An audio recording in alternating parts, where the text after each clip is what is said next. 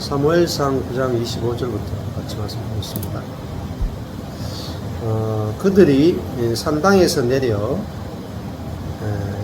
그러니까 사울과 사무엘이죠.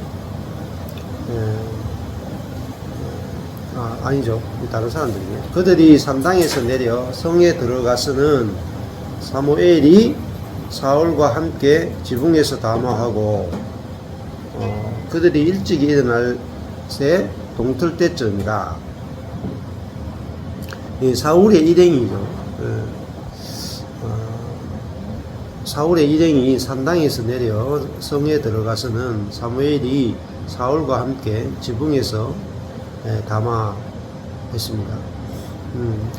그들이 일찍 일어날 새 동틀 때쯤이라. 아마 밤새 이제 아마 이야기를 했던 것 같아요. 그래서 아마 사무엘이 사울한테 뭐 왕이 되는 것에 대해서 여러 가지를 이야기를 해주고 듣고 아마 이야기했을 것 같습니다. 사무엘이 지붕에서 사울을 불러 가로되 일어나라, 내가 너를 보내리라 하매 사울이 일어나고 그 두 사람 사울과 사무엘이 함께 밖으로 나가서 성읍 끝에 이르매 사무엘이 사울에게 이르되 사환으로 우리를 앞서게 하라. 사환이 앞서매 또 가로되 너는 이제 잠깐 서 있으라. 내가 하나님의 말씀을 네게 들리리라. 이제 왕으로 세우기 위해서 과정을 거치는 걸 볼 수 있죠. 그래서 스스로 왕이 되는 게 아니라 이제 하나님이 기름을 부어서 왕을 세웁니다. 그래서 왕도 이제 기름 부음 받은 자인데, 기름 부음 받은 자라는 말은 이제 구별되었다라는 의미가 있고요. 이제 구별된다라는 것은 하나님의 목적을 위해서 구별된다 이런 뜻이 있죠. 하나님의 목적을 위해서 구별되고, 그리스도인들도 하나님의 목적을 위해서 구분이 되어지죠. 그러니까 예수 믿는 것은 단순히 죽어서 난 천국 간다 이렇게 하면 안 되죠. 그게 아니고 하나님의 목적을 위해서 부름받았구나, 구별됐구나, 이게 거룩한 자고 이게 이제 구원받은 자죠. 구원은 이제 사실은 구원은 목적이 달라지는 거라고 볼 수가 있어요. 우리 자신을 위해서, 사단을 위해서 살던 인생이 구별되어서 하나님을 위해서 사는 인생으로 구별되는 거, 그게 이제 기름 부음이라고 볼 수 있고, 구별되는 게 기름 부음이고 목적이 구별되죠. 목적. 그래서 제사장을 세워서 하나님과 백성을 섬기는 목적을 위해서 제사장으로 구별된 사람은 평생 제사장으로 살게 되는 거죠. 두 번째 이제 구별된 기름 붓는다는 것은 성령으로 산다는 거예요. 성령으로 섬기는 거죠. 그러니까 육적으로 섬기는 게 아니라 성령의 지혜와 성령의 능력으로 섬기는 거죠. 왕이나 제사장이나 선지자는 성령으로 기름 부음 받고 성령으로 섬기는 자들을 기름 부음 받은 자랍니다. 자, 그래야지 뭐가 나타나느냐면은 하나님의 그 생명이 나타나요. 하나님의 생명. 그래서 이 땅에 왕이나 제사장의 선지자는 이 땅에 하나님 나라를 건축하는 자들이에요. 그래서 단순히 뭐 죄사함이나 구원 그것만이 있는 게 아니라 하나님께서 이제 이런 그 사울을 왕으로 세워서 하나님의 말씀대로 하나님의 성령으로 하나님을 대신해서 하나님의 목적을 위해서 다스리게 하죠. 그래서 하나님의 뜻이 이 땅에 이루어지는 도구로서 왕과 제사장과 선지자가 필요한 거죠. 그래서 왕과 제사장과 선지자는 하나님의 목적을 위해서 살아야 되고 성령으로 살아야 되고 이 땅에 하나님 나라를 건축하는데 하나님의 도구로서 쓰임 받는 거죠. 이것이 그리스도인과 똑같아요. 왕이나 제사장, 선지자, 기름 부음 받은 자의 운명이 그리스도의 운명과 똑같다라고 볼 수가 있어요. 네. 그래서 우리도 성령으로 성령을 받고 하나님의 목적을 위해서 구별되어서 이 땅에 하나님 나라를 건축하고 하나님 나라를 전하는 일에 또 세상 그 사단의 나라를 무너뜨리고 하나님 나라가 승리하는 일에 우리가 구별된 자로 부르심을 받았다. 이게 구원이죠. 그러니까 그 나라가 옮겨지는 거 있잖아요. 나라가 옮겨. 네. 그래서 흑암의 나라에서 아들의 사랑의 나라로 옮겨졌다. 이걸 구원이라고 그러죠. 그래서 구원을 막 너무 적게 하다 보니까 구원의 그 풍성함이 안 나타나고 또 이 땅 가운데 있는 그리스도인의 삶이나 교회의 풍성함이 안 나타난다는 거죠. 자, 그래서 그리스도인들이 모이면은 뭐가 나타나느냐? 하나님의 나라가 나타나야 돼요. 천국이 나타나야 돼요. 그게 하나님의 목적입니다. 하나님이 우리를 구원한 목적은 천국이 이 땅에 임하기 위해서 우리를 구원했어요. 근데 우리는 자꾸 이 땅에서는 천국이 없어도 되고 죽어서 천국 가는 것만 생각하면 안 된다. 하나님의 목적과 달라져 버리죠.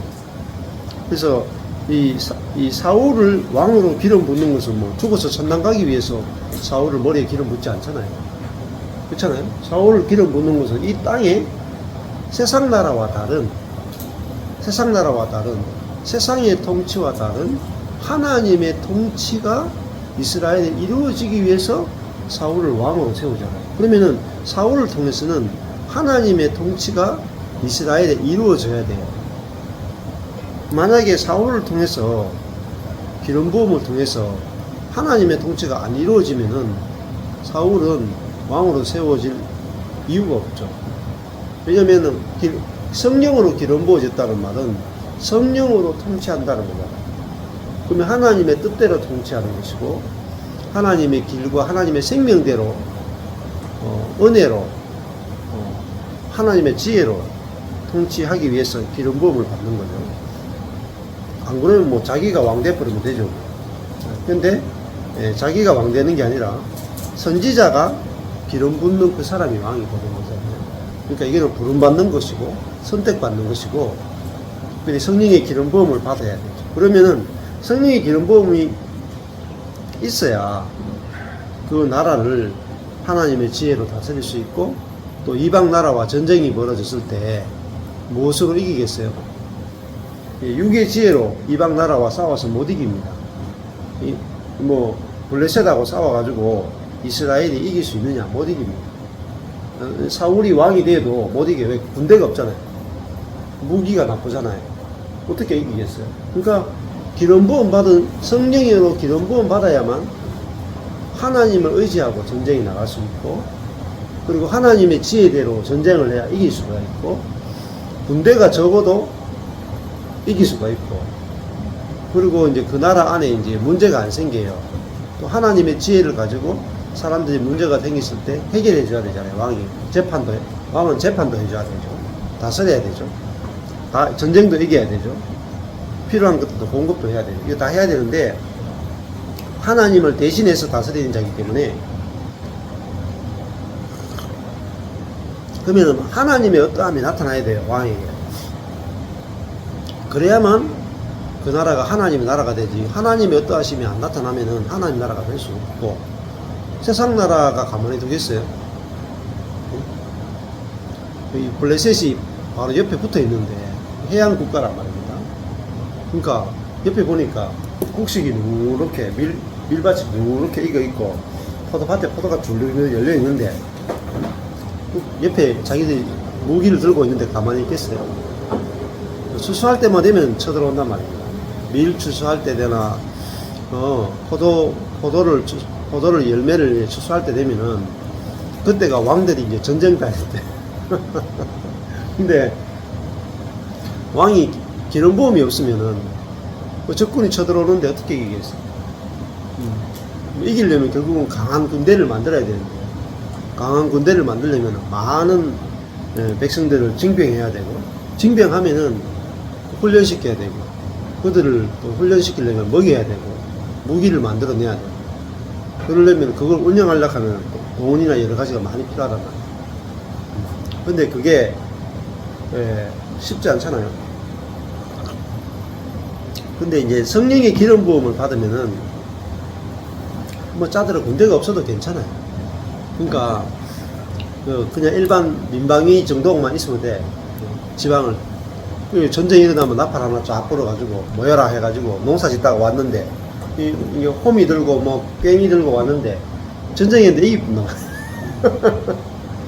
그러니까 이제 성령으로 하고 하나님의 지혜로 하면 아주 작은 힘을 쓰고 큰 역사가 일어나고, 큰 역사. 이게 이제 기름 부음 받은 왕으로부터 일어나는데, 그게 뭐죠? 하나님의 능력과 하나님의 지혜가 나타난다.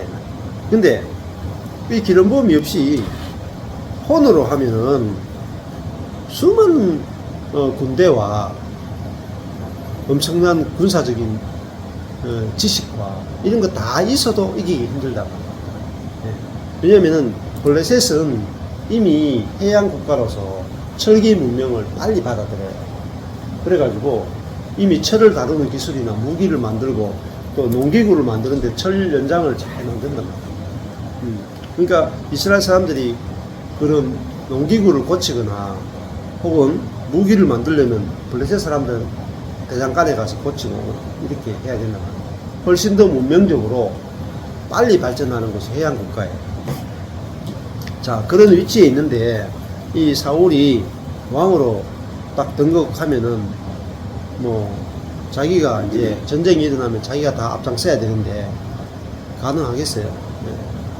그러니까 성령의 기름 부음이 없으면은 전쟁에서 이길 수도 없고 이 재판할 수도 없고 또 밑에서 뭐 쿠데타를 일으킨다거나 하면 답이 없죠. 자, 그리고 이제 다른 전쟁에서 이기는 것 뿐만 아니라 왕을 세우는 목적은 이 나라가 하나님의 영광을 나타내기 위해. 그래서 이방 나라들이 이스라엘의 영광을 보고 이제 하나님을 믿도록 하기 위해서 이방의 빛으로 이스라엘을 불렀거든요. 근데 이 일을 이제 감당하는 자가 누구냐? 왕과 제사장과 선지자예요. 그러니까 왕과 제사장과 선지자는 성령으로 통치하고 성령으로 하나님을 섬기고 성령으로 말씀을 전하는 거죠. 그래서 이스라엘에게 나타난 하나님의 능력과 지혜를 보고 이방 나라들이 이제 하나님을 믿도록 하기 위해서 이스라엘 나라를 하나님께서 모든 나라 가운데 기름 부어 세웠다. 그러니까 이스라엘은 자기를 위해서 기름 부은 게 아니라 이방을 위해서 선택받아서 기름 부어진 나라가 이스라엘이에요. 그러니까 이스라엘이 자랑할 게 아니라 이방에게 빛을 비춰야 되는 거고, 하나님의 그 생명과 지혜와 능력과 사랑의 빛을 비춰야 되는 거예요. 이게 교회의 이제 사명입니다. 그러니까 교회가 빛을 비추지 않으면은 교회가 존재할 목적이 없죠. 자, 이런 것들을 뭐 사울이 전혀 모를 거 아닙니까? 전혀 모르고 그냥 갑자기 왕이 되는 거 아니겠어요? 자,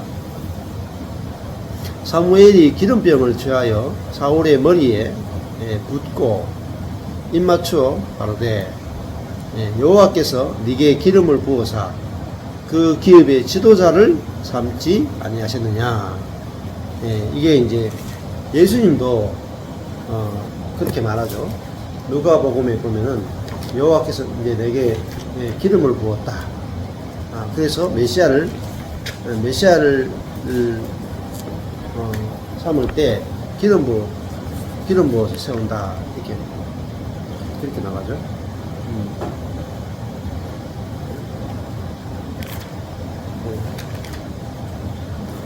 당에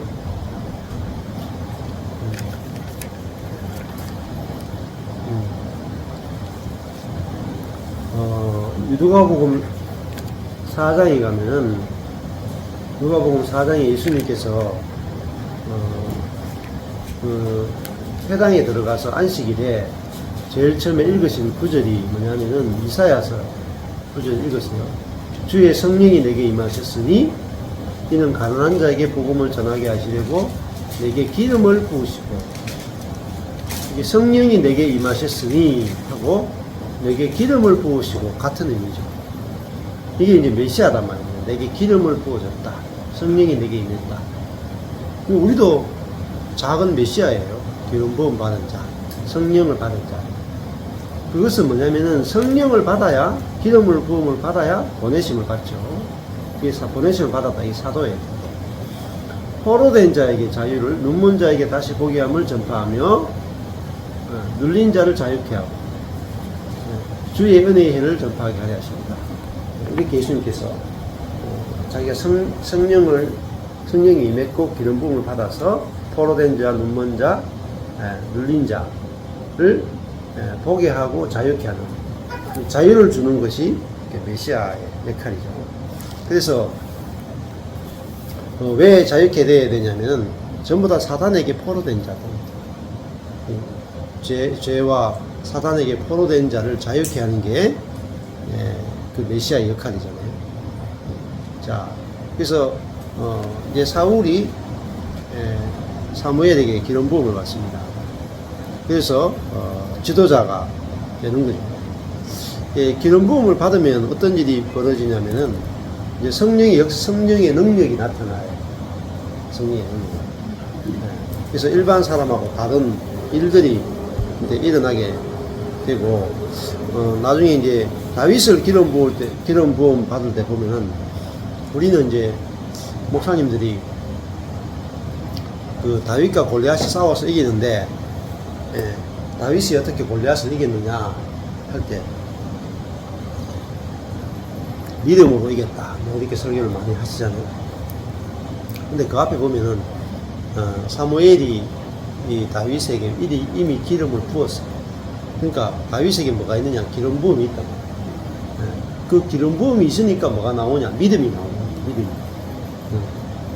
그러니까 쪼매난 그 다윗이 그 어마어마한 골리앗을 보고 할례도 받지 못한 게 어디서 껍데기냐 하면서 나가서 물맷돌 던져가 싸워서 이길 만한 용기가 어디서 나왔겠어요? 용기와 믿음은 성령으로부터 나옵니다. 그러니까 성령의 기름 부음을 받았기 때문에 다윗에게서 그런 용기나 그런 믿음이 나오고, 그 골리앗을 보는데 조금도 두렵지 않은 거죠. 조금도. 다들 벌벌벌 떨어가지고 군대 전체도 벌벌 떨고 있는데 두렵지 않은 사람은 딱 다윗과 요나단 외에는 다 벌벌벌 떨었습니다. 그러니까 그리고 이제 다윗이 나가서 결국은 성령의 능력으로 이기잖아요. 성령의 믿음, 성령의 담대함, 성령의 능력으로 골리앗을 이기죠. 육으로 이긴 게 아니다.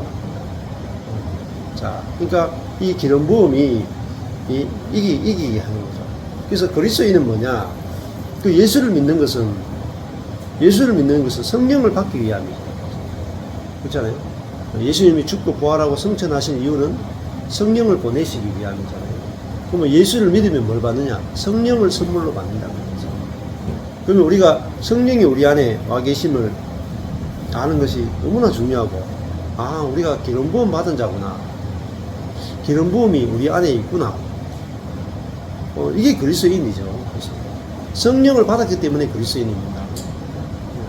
그래서 근데 이제 이것 때문에 사람들이 굉장히 혼란이 많아요. 예를 들면 WLI나 뭐 신사동 운동이나 성령사역 하는 데는 성령을 또 따로 받아야 돼, 이렇게. 그러니까 우리 교단에서도 성령 세례가 뭐냐, 이 때문에 막 교수들끼리 얼마나 싸우는지 몰라요. 그러니까 크게 보면 이거예요. 예수 믿을 때 이미 성령을 받았고 이미 성령의 세례를 받았다. 이게 이제 보수적인 우리 교단의 입장이라. 근데 또 다른 입장은 예수님의 제자들이 예수를 믿었는데 오순절에 성령을 받잖아요. 그러니까 예수를 믿는 거하고 그때 받는 것을 성령이 내주고 그 다음에 어느 순간에 뭐 기도를 하든지 뭘 하든지 해서 성령의 강력한 어떤 임재나 능력을 체험하는 게 성령의 세례다. 이 두 가지 입장이 아주 팽팽해요. 어느 걸까요? 자, 이게 이제 그런 입장이 이제 아주 팽팽한데 그 두 입장도 사실은 또 성령이 어떤 성령이냐를 정확하게 몰라요. 그러니까 예수 믿은 다음에 성령의 내주가 있고 나중에 성령의 강력한 역사를 경험하는 성령 세례를 받아야 된다. 성령 세례 받으면 방언도 나타나고 은사도 나타나고 능력도 나타난다. 그렇게 말하는 성령의 세례는 대부분 외적 성령의 세례, 외적 성령의 세례. 그러니까 예수 믿을 때 성령이 내주하신다 라고 하는 사람은 그냥 성령이 내주한다라는 교리적인 믿음에 그치는 경우가 또 대부분입니다. 근데 이 어떤 성령이 우리에게 오느냐, 우리가 예수님께서 2000년 전에 모든 사람을 대표해서 죽고 모든 사람을 대표해서 부활하시고 모든 사람을 대표해서 하늘에 올라가시고 그리고 이 땅에 성령을 보내셨잖아요. 그러면은 하나님이 예수님을 통해서 죽고 부활하고 성천하고 성령을 보내신 일이 다 이루어진 거구나. 2000년 전에 하나님의 뜻이 다 이루어졌구나. 이렇게 우리가 알아지고 믿어지면 이 말씀이 들리는 순간에 경험이 돼요. 이루어진 거기 때문에. 그러니까 복음을 통으로 들어본 적이 제대로 없거든요. 그러니까 예수 믿으면 죄사함 받고 이제 죄가 없기 때문에 천국 간다 이렇게만 대부분 들었지, 예수님이 하신 일이 죽고 부활하고 성천하고 성령을 보내는 그것이 하나로 복음이에요. 그러니까 우리가 어떤 성령을 받았느냐 할 때 그런 은사적인 성령을 받은 것이 핵심이 아니고 부활의 성령을 받은 겁니다. 생명의 성령을 받은 거예요. 생명에서. 그러니까 생명의 성령이라는 말은 새 생명의 성령을 받은 거예요. 하나님의 생명을 실제화시키는 성령을 받은 거죠. 그러니까 십자가를 통해서 옛사람을 끝내고 이제는 우리를 새 생명으로 살게 하시는 그 성령, 그 성령을 우리가 2000년 전에 하나님의 뜻에 의해서 이미 온 인류에게 주어진 거예요. 근데 그것이 들려지고 믿어질 때 오늘날 이 땅에 그 복음이 우리 각자에게 경험되어지고 누려지는 거라고 볼 수 있거든요. 그래서 이미 하나님께서 오순절에 이 땅에 성령을 보내시는 그 일이 이루어진 거구나. 그래서 내가 하나님이 예수 그리스도와 성령을 우리에게 주셨음을 우리가 알 때, 믿어질 때, 그게 우리 속에서 체험이 된단 말이에요. 그리고 그러면은 우리가 뭐로 사느냐? 성령으로 사는 거예요. 그러니까 이 사울이나 사무엘이나 다윗이 당대에 특별하게 기름 부음 받은 사람이에요. 자, 보세요. 사울이 기름 부음 받고 나니까 그 말이 하나도 땅에 떨어지지 않죠. 그리고 사무엘이 있으니까 나라가 전쟁에서 이기죠. 그리고 사무엘 때문에 나라가 평안하죠. 또 사울을 기름 부으니까 사울을 통해서도 전쟁에 이기는 일이 일어나고, 다윗을 기름 부으니까 다윗을 통해서 하나님의 능력과 지혜가 나타나죠. 일반 사람하고 같아요, 달라요? 다르죠? 그러면 똑같았거든. 기름 부을 이유가 뭐 있어요? 아무런 이유가 없어. 똑같으면은 기름 안 부어요. 그러니까 기름 부으면 능력이 나타난단 말이에요. 성령이 역사하는 사람하고 성령이 없는 사람하고 같겠어요? 악한 영의 지배를 받는 사람하고 성령의 지배를 받는 사람이 같겠냐 말이에요. 다르죠. 네. 네. 그러니까 예를 들어 가지고 뭐 내가 이게 내 맨몸으로 막 이렇게 일하는 사람하고 포크레인 끌고 일하는 사람하고 같겠어요. 요즘은 또 그 로봇 옷 있잖아요. 그거 만들었대요. 로봇 옷 만들면은 무거운 것도 막 2배, 3배 들고 뭐 뛰는 것도요. 이제 관절 걱정할 필요가 없어요. 이게 살짝만 해도 막 계단 올라가는데 로봇이 그냥 탁탁탁 걸을 수 있도록 해주는 근데 그 웨어러블 입을 수 있는 로봇, 웨어러블 로봇이 지금 만들어졌잖아요. 비싸가지고 통용이 안 될 뿐이지 곧 싸진다니까요. 대중화되면은 이제 전 세계가 이제 노령화가 지속되고 있는데 노인들한테 한 벌씩 다 그냥 웨어러블 로봇을 준다니까요. 뭐 그러면 이제 한 10년, 15년 지나면 아이고 다리야 이게 없어진다니까요. 웨어러블 로봇이 하면 그냥 이렇게 뭐 이렇게 마음만 먹어도 그냥 몸이 저절로 막 움직여진다니까요. 네, 그런 시대가 곧 온다니까요. 네. 그러니까 다르죠. 지금도 시대가 달라졌잖아요. 지금 중국에서는 베이징 같은 경우에는 아예 그 공산주의 국가니까 이렇게 사람이 운전 안 하는 택시 있잖아요. 그 택시가 지금 상용화 됐어요. 난리. 그러니까 일반 택시 운전사들이 손님이 별로 없어. 그 베이징에 가면 지금은요, 젊은 친구들 전부 다 있잖아요. 그 택시 불러요. 자동으로 이제 운행한 택시 있잖아요. 물론 지금은 거기에 이제 그 보조로 한 사람이 타고 있긴 있어요. 손도 안 돼. 네, 자율주행 택시가 지금 운행이 되기 시작했어요. 근데 거기는 가다가 이제 사고가 한 번씩 나요. 지나가는 사람 한번 치이거나 해도 그거는 뭐 몇 명 죽어도 뭐 국가를 위해서 죽는 거니까 뭐 별로 신경 안 써. 그러니까 빨리 발전하죠. 우리나라는 뭐 한 명만 죽어도 막 다스톱이라 자율주행 다스톱이라. 그러니까 오래 걸리죠. 자, 그러니까 시대가 어마어마하게 달라진 거예요. 자, 그러니까 기름 부음을 받았다 하는 거하고 기름 부음이 없다 하는 거는 굉장히 다르고, 그래서 구약 시대에는 어떠냐면은 특별한 몇 명의 사람에게만 특별한 기간 동안만 기름 부음이 주어져요. 그래서 다윗이 간음하고 살인한 다음에 시편 51편에 보면은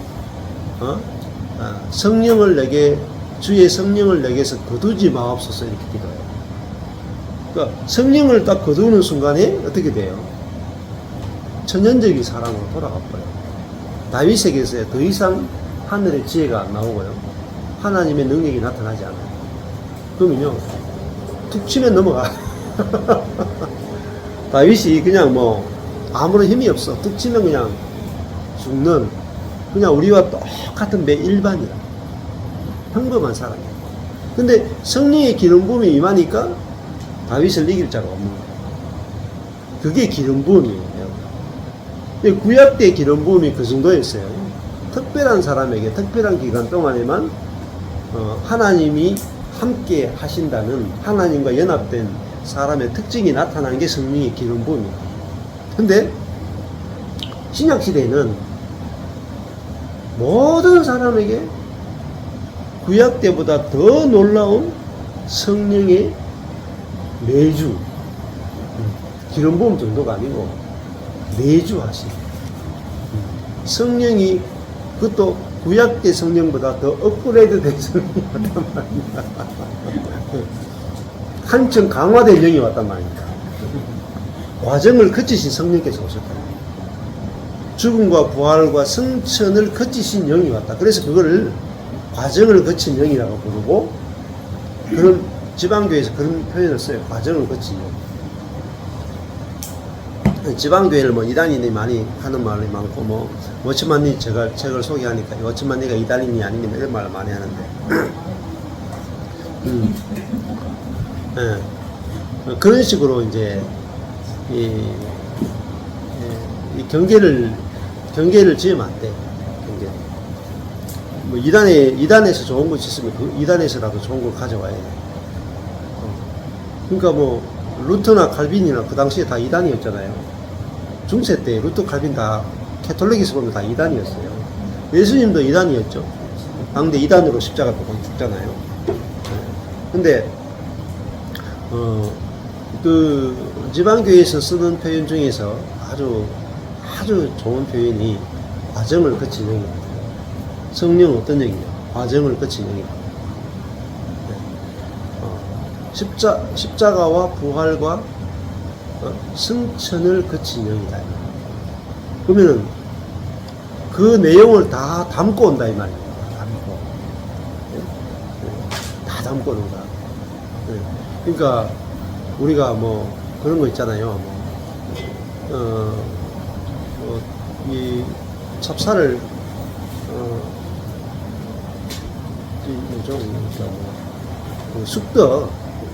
쑥떡을 먹으면은 쑥이 과정을 거쳐서 우리 입에 들어올 때는 쑥떡으로 와요.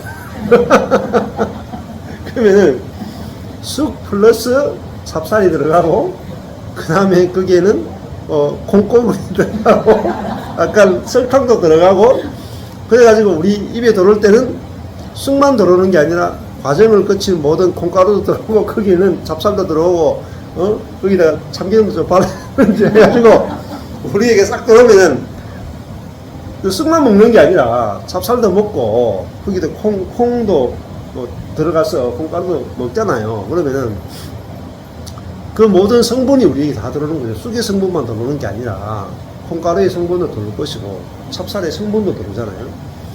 그러면 과정을 거친 성령이란 말은 그 성분을 함유하고 들어온 성령이라는 뜻입니다. 그러니까 이런 설교는 지방교회에서만 나와요. 다른 데서 나올 수가 없어. 뭐 알아야 나오지 뭐. 몰라. 그러니까 좋은 것은 가져와야 돼요. 진짜로. 하나님께서 온 우주 그 그리스도가 온 교회의 머리가 되시고 지구상에 있는 모든 교회들은 그 한 지체거든요. 지체. 지방교회는 그리스도의 하나의 온 우주적 교회의 손에 해당되고 또 뭐 장로교회는 발에 해당되고 또 이제 오순절 교회는 눈에 해당되고 이런 식으로 우주 모든 교회의 머리는 그리스도고 각 교단이나 교파는 그 지체란 말입니다. 어느 부분이란 말입니다. 그러면 손에 장점이 있을 것이고 발에 장점이 있을 것이고 눈에 장점이 있을 것이고 귀에 장점이 있잖아요. 그러면은 우리가 그 장점을 배워야 되죠. 예? 어느 교단 하나가 다 가지고 있을 수가 없단 말이에요. 장로교가 다 가지고 있잖아요. 칼빈주의가 다 갖고 있잖아요. 칼빈주의 안에는 성령의 역사 부분이 약해요. 근데 칼빈주의 쪽에서 강한 쪽이 있단 말이에요. 하나님의 주권이나 하나님 중심성이나 오직 은혜나 이런 부분이 굉장히 강하단 말이에요.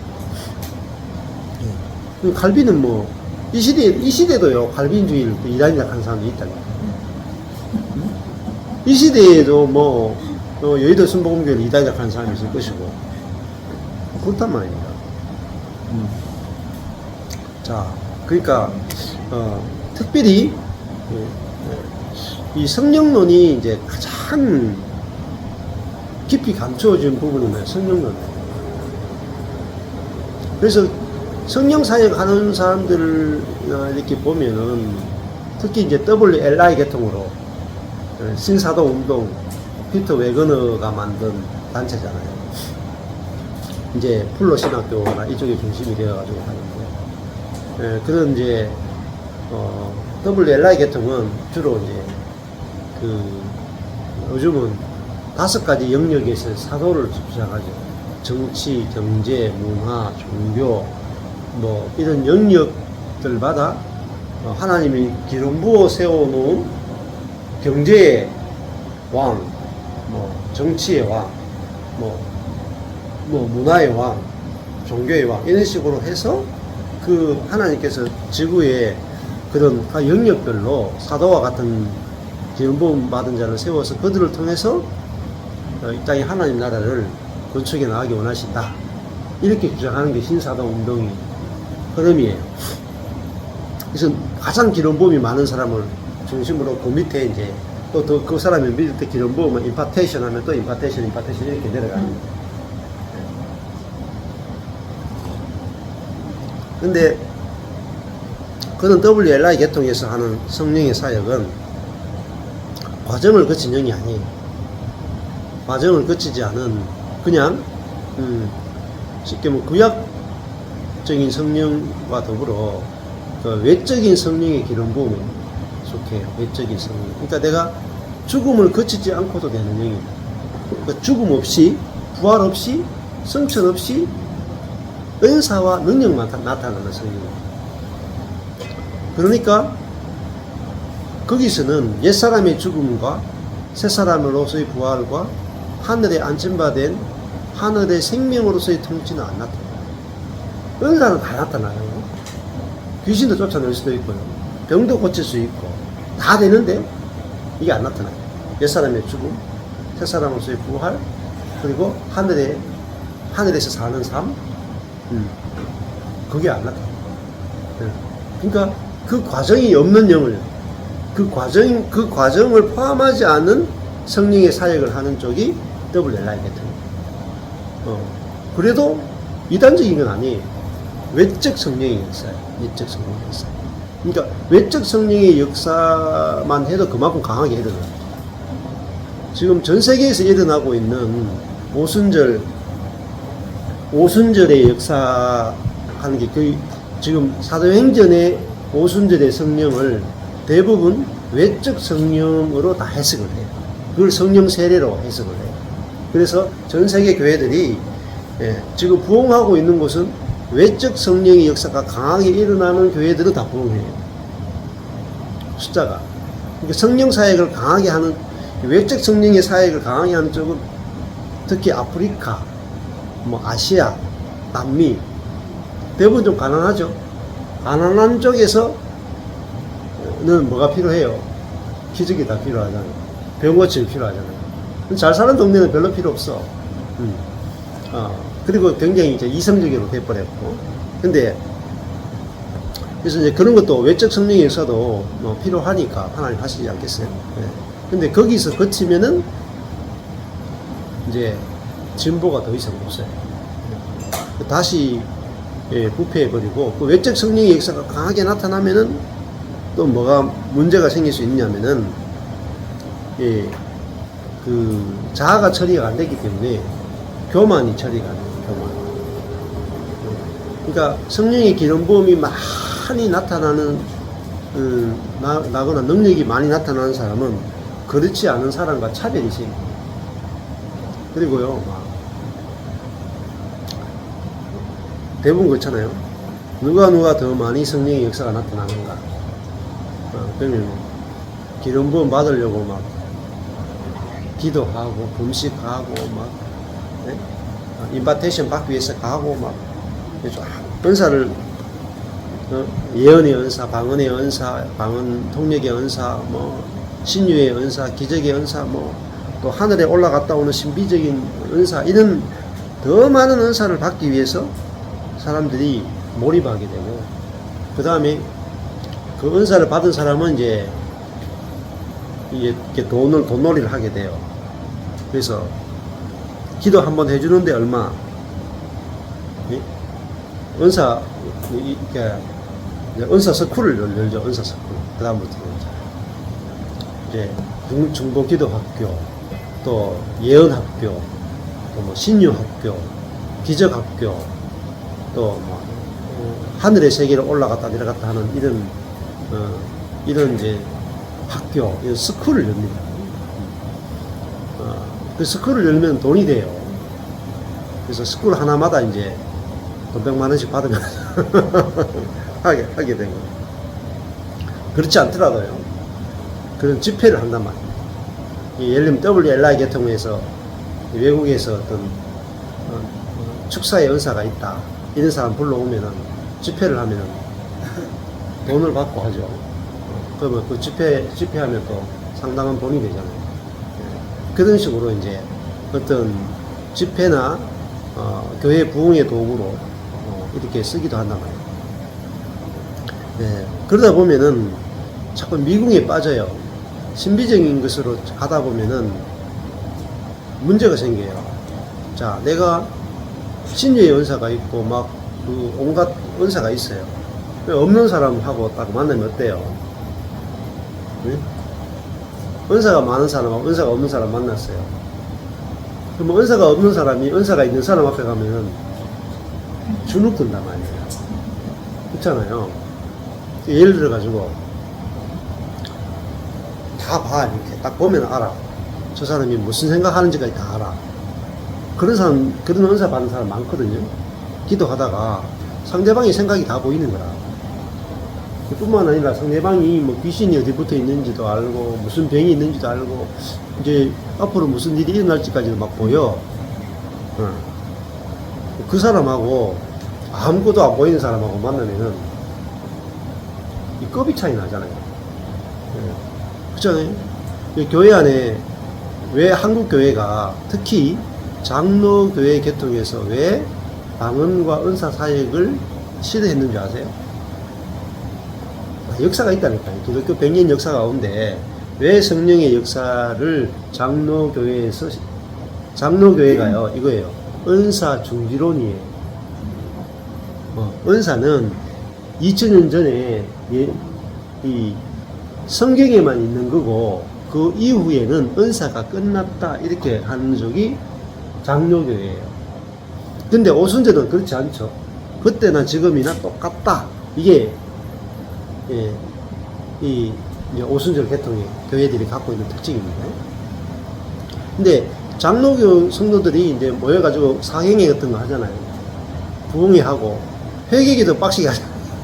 그러면요, 외적 성령을 불 받아버려요. 그러고 나면 이제 쉬쉬해야 되죠. 뭐 랄랄라 방언하면 이제 귀신 받았다 그러고 막 그러니까 이제 몰래 하다가 너무너무 신비하고 좋은 세계니까 이제 몰래 권사님들이 몰래 이제 다른 집회 가는 거야. 가다 보면 아니 권사로 세워놔서 장로로 세워놨는데 다른 교회로 가버려. 그럼 어떻게 되겠어요? 목사님들이 연락 안 받겠어요? 그러니까 이제 순복음교회는 이단이다 이렇게 찍어버린 거죠. 그래가지고 이단으로 찍힌 거예요. 그러면 그냥 찍으면 안 되잖아요. 교리가 필요하잖아요. 교리로 찍어야 되죠. 그냥 찍으면 기분 나빠 찍은 거고, 교리로 찍어야 되잖아요. 그래서 이제 이 외국에 있는 그런 이제 교리를 가져와서 은사가 준비됐는데 왜 랄라라 방언을 하느냐? 그것은 잘못된 거다. 이래서 이단으로 찍었단 말이에요. 그런 게 많아요. 목사님들이 자기 교회 성도 빼앗기는 게 싫어가지고 이단으로 찍는 것도 상당히 많습니다. 자, 근데 그 성령의 역사가 나타나면 어떤 일이 벌어지느냐? 외적 성령의 역사가 나타나면요, 교만해져요. 그리고요, 외적 성령의 역사가 나타나면요, 분열시켜요. 네. 그래서 예를 들어 가지고 나는 뭐 성령님과 직통 교제가 되잖아요. 그래서 장로교에서는 직통 계시 없다. 하나님의 음성을 듣는 게 없다. 뭐 어떻게 해요? 들으면 귀신이 들은 거라. 지금도 그런 교단 많아요. 근데 지금은 상당히 많이 장로교가 상당히 많이 타락했어. 지금 뭐 하나님의 음성을 듣는 사람이라도 이단으로 안 쳐. 근데 우리 때만 해도요, 그 직통 계시라 그러고 난리 났어요. 하나님 음성 들으면 안 돼, 절대로. 그러니까 성경만 보고 말씀에 순종만 하고 살도록 그렇게 가르쳤거든요. 맞죠? 다 그랬어요. 네. 근데 이제 하다 보니까 안 되니까 이제 섞이는 거라, 섞이는 거. 그래서 자, 장로교회의 경험이 권사님이 예언의 은사가 나타나버려요. 목사님한테 안 갑니다. 자, 보통은 교회 생활 하다 보면 내가 병이 들었어요. 누구한테 가서 기도해 달라 그래요? 목사님한테 기도해 달라 그러고, 목사님의 기도가 영험하라. 목사님부터 기도받죠. 근데 내가 병이 들었는데 목사님한테 기도받았는데 안 낫네. 근데 권사님한테 갖다 기도받았는데 나쁘네. 자, 이때부터가 위험해요. 목회가 굉장히 위험해집니다. 근데 목사님한테 가서 우리 애 이제 요번에 이제 사업하는데 사업 잘 되도록 기도해 주세요. 기도는 막 거창하게 했는데 일이 안 풀려. 근데 권사님한테 가면 기도했는데 권사님이 이렇게 하면은 하나님께 지혜를 주시는 거야. 이렇게 해보세요. 근데 사업이 잘 돼. 목사님은 구멍가게가 되고, 예. 이제 권사님은 이마트가 되는 거야. 목사님 문 닫아야 돼, 이제. 목회 문 닫아야 돼. 그래서 목사님들이 열받아가지고, 이렇게 안 된다. 은사 중지로를 퍼뜨리셔가지고, 은사 다 문 닫게 한 거예요. 그러니까 어떻게 됐어요? 장로교회인들 대거 여의도 성봉교회로 넘어갔어요. 그 성도들 굉장히 많이 뺏겼어요. 그냥 뭐 정리 목사님만 지났지 뭐. 그러니까 역사가 나타나고 사람들은 육적인 문제를 해결해 주는 걸 되게 중요하게 생각하고 육적인 문제를 해결해 주는 성령을 되게 좋아한단 말이에요. 그리고 그것이 성령의 역사의 전부라고 생각을 하는 거죠. 근데 진짜 장로교회가 갖고 있는 성령론이 장로교회가 뭔지를 몰라요. 오순절 계통에서는 은사적인 성령에 포커스를 맞춘다면은 장로교회에서 갖고 있는 성령은요, 이 복음의 영광을 깨닫게 하는 그런 이제 지혜와 계시의 영이거든요. 그러니까 예를 들면은 뭐 마틴 로이드 존스 목사님 같은 경우에 성령론 굉장히 풍성하고 좋거든요. 근데 장로교에서 진짜 성령론이 뭔지 잘 모르는 거예요. 그리고 과정을 거친 영에 대해서는 더더욱 모르는 거예요.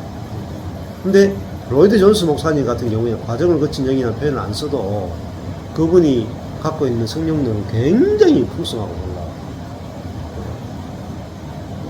그래서 특별히 신약의 성도는 성령으로 시작해서 성령으로 마치는 사람이에요.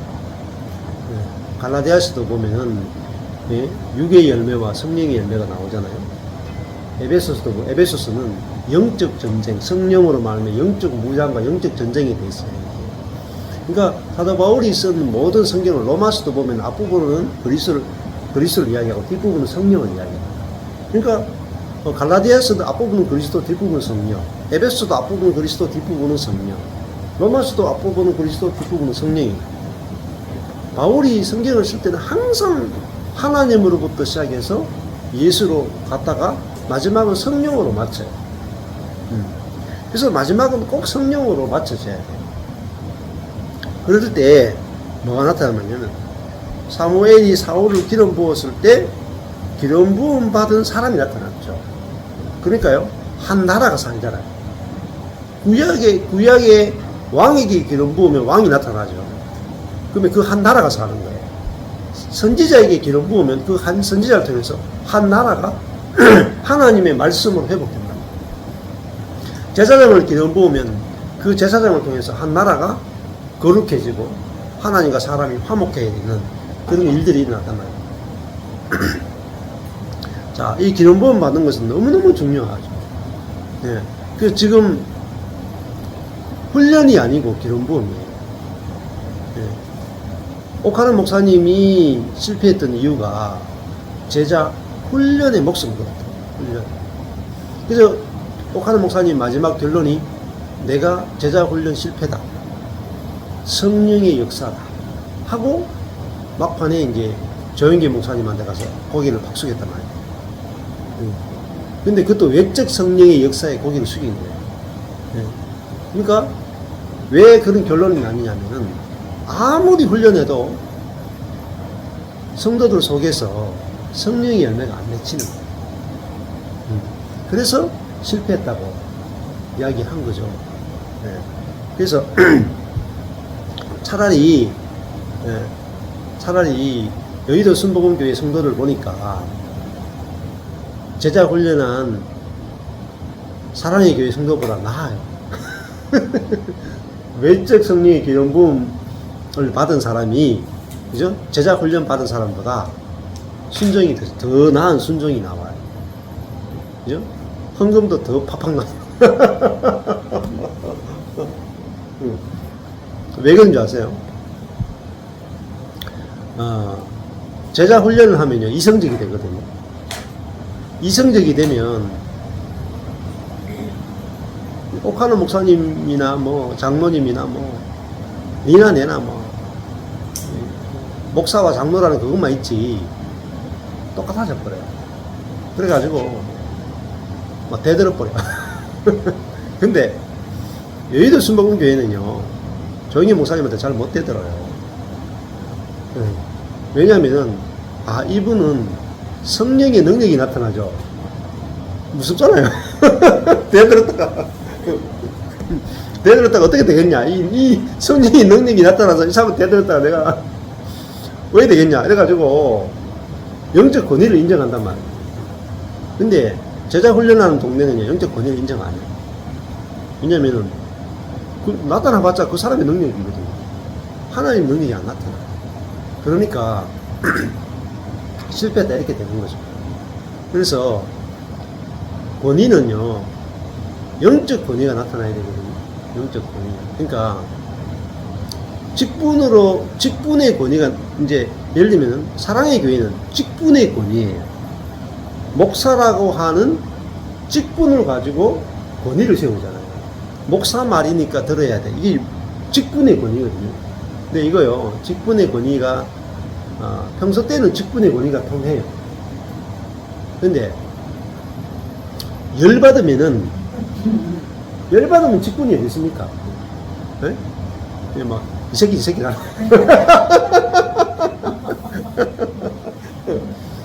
평소 때 평소 때 목사님, 이렇게 하죠.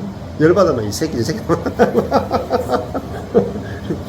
직분의 권위는요, 그냥, 겉으로 권위야, 겉으로 그냥 인정하는 거죠. 우리가 뭐, 목사니까, 장로니까. 그거는 그냥 눈 감고 아웅식이에요. 근데, 외적 기름 부음의 역사가 나타나면요, 외적 기름 부음의 역사는, 그래도 그게 외적 기름 부음의 권위가 있다니까요. 권위가. 한 번은 못 돼서. 근데, 외적 기름 부음의 역사가 나타나도 그것도 이제 견디다 보면 나중에 되면 터져. 나중에는 방귀를 든다니까요. 외적 기름 부음의 역사도. 근데 내적 기름 부음은요, 방귀를 못 들어요. 이게 진짜 권위거든요. 그러니까 직분의 권위와 외적 기름 부음의 권위와 내적 생명의 성령의 권위가 달라요. 그러니까 그거 뭐냐면 하늘에 안침받은 권위잖아요. 하늘에서 다스리는 그게 권세가 진짜 영적 권위잖아요. 그러면 그 하늘에서 다스리는 권세는 뭐냐면은, 기꺼이 죽을 수 있는 권세. 그러니까 외적 성령의 권위는요, 능력이 나타나는 거잖아요. 능력이 나타나니까 껍질 죽죠. 첫 번째, 이제, 직분으로서의 권위는, 목사라는 직분이 있으니까 내가 굴복하는 거잖아요. 근데 열받으면 안 되고, 그러면 외적인 성령의 강력한 역사가 일어나는 사람에 대해서는 그 능력 앞에 내가 무릎을 꿇죠. 근데, 생명의 권위, 하늘에 안침받은 성천의 권위는요, 은혜와 사랑의 권위거든요. 은혜와 사랑 앞에는요, 내가 즐거이 복종이 되는 거예요. 이 세 번째 권위가 최고의 영적 권위예요. 최고의 영적 권위. 그러니까 말씀의 권위죠. 그 말씀 자체가 하나님의 말씀을 그대로 대언하면요, 이 권위가 되는데, 선지자의 권위는요, 하나님의 말씀을 그대로 이야기해 주는 거야. 그게 권위예요.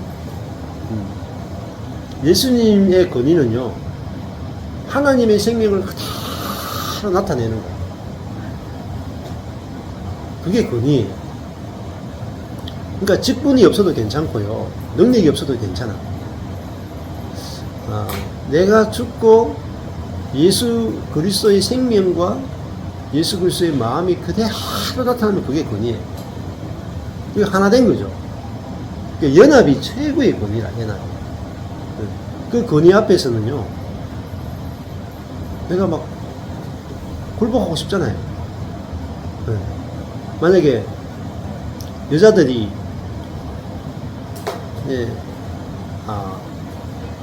순종하기 되게 싫어하잖아요.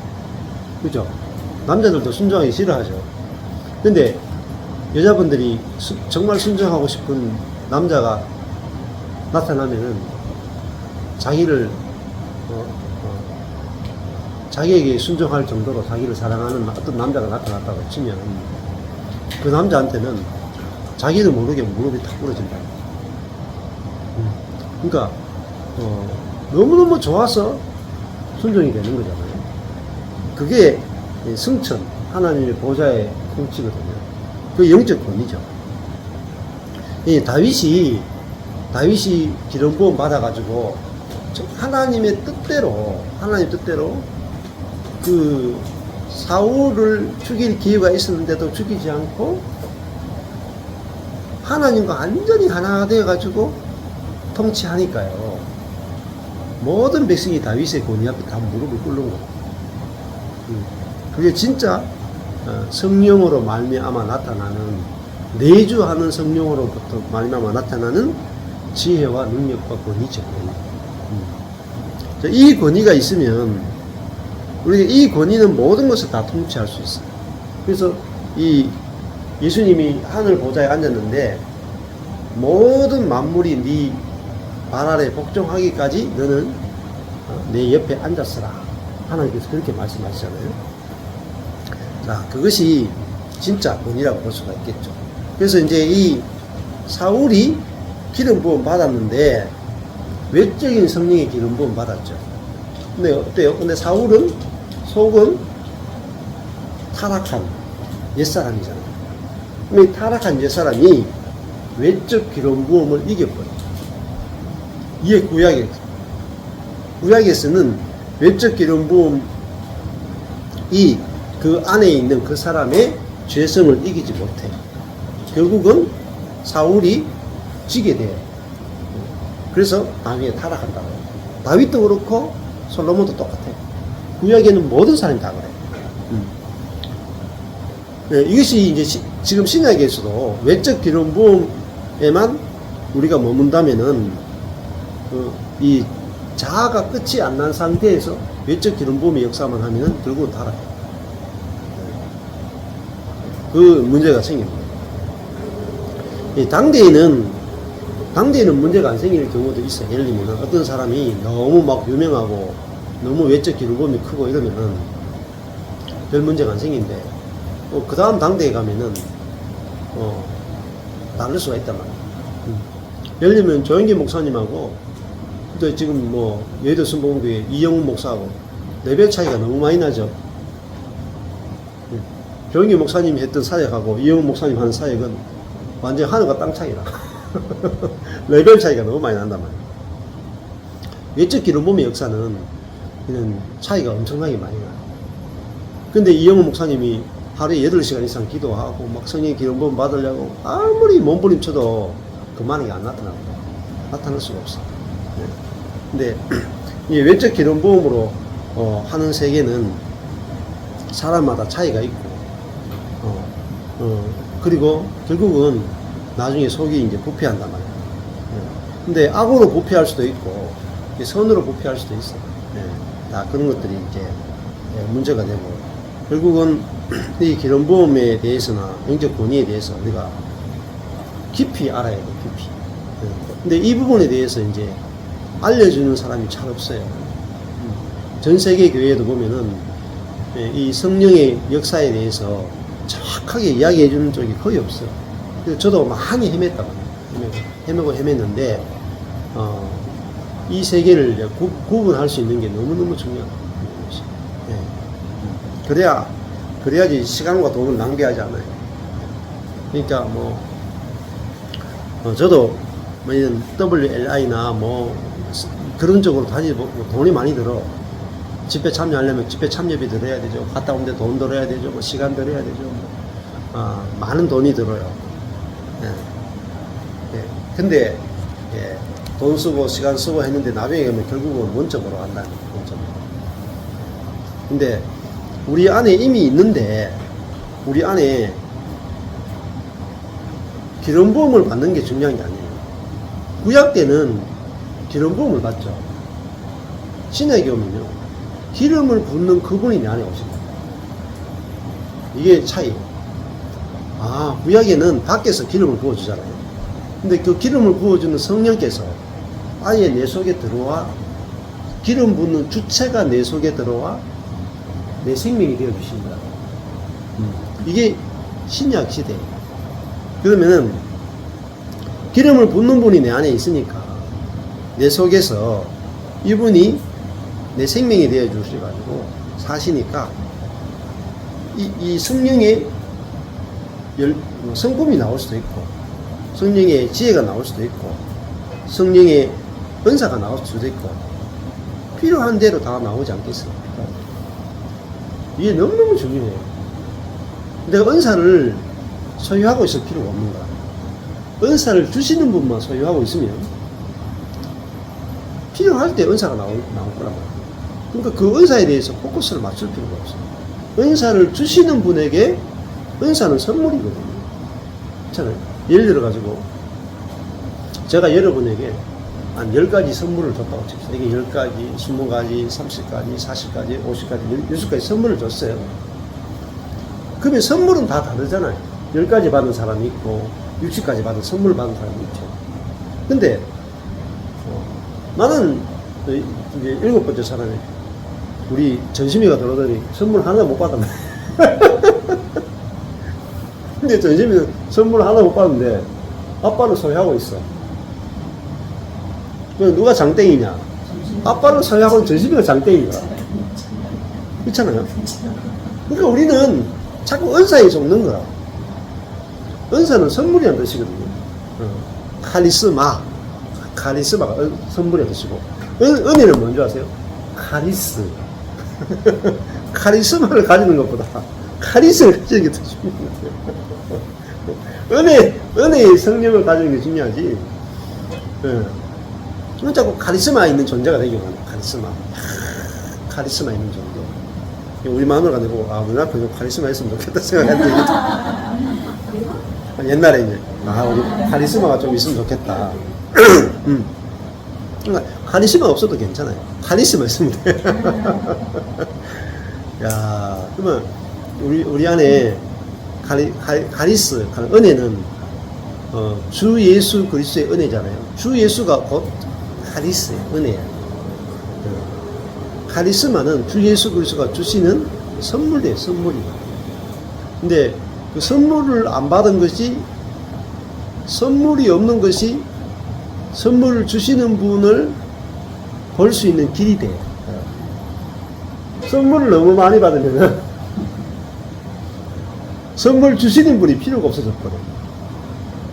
안 그렇겠어요? 선물만 있으면 되잖아. 안 그래요? 선물 주시는 분이 없어도 괜찮아. 아버지 없어도 괜찮아. 돈만 빡빡 안 그래요? 그 애들이 한 달에 용돈을 막 1,000만 원씩 줬구만. 아버지가 있는 등 없는 등 별로, 아버지는 존재는 별로 필요하지 않아. 돈 1,000만 원 가지고 사는데 아버지가 별 필요하나. 근데 1,000만 원이 없는 애는 이제 뭐가 필요하냐? 나는 아버지가 필요한 거야. 돈이 없으니까. 돈이 없으니까 먹을 것도 없죠. 놀아줄 것도 제대로 놀 것도 없죠. 그러니까 아버지한테 와서 아버지한테 찡대면서 아버지 놀아줘. 네. 아버지를 발견하는 거죠. 네.